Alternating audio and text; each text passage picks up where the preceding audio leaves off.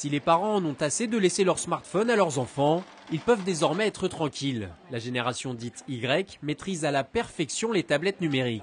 Et les plus précoces vont pouvoir les prendre en main à partir d'1 an ou 2.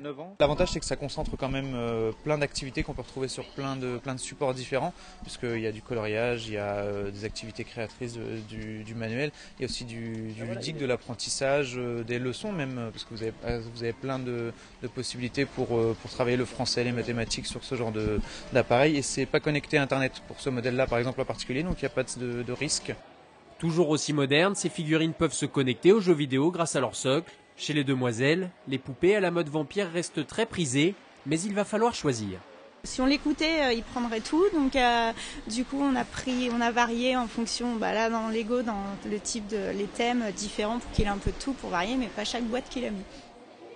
Dans cet autre grand magasin, retour au succès des années 90. Cette célèbre peluche animée est déjà le produit le plus vendu au mois de novembre.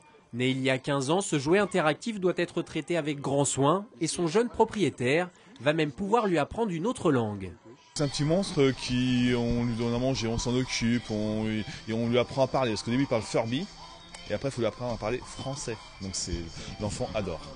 Pour faire face à la demande, ces magasins de jouets ont doublé leurs effectifs pour aider le Père Noël à apporter tous les cadeaux sous le sapin. Le mois de décembre représente environ 40% de leur chiffre d'affaires annuel.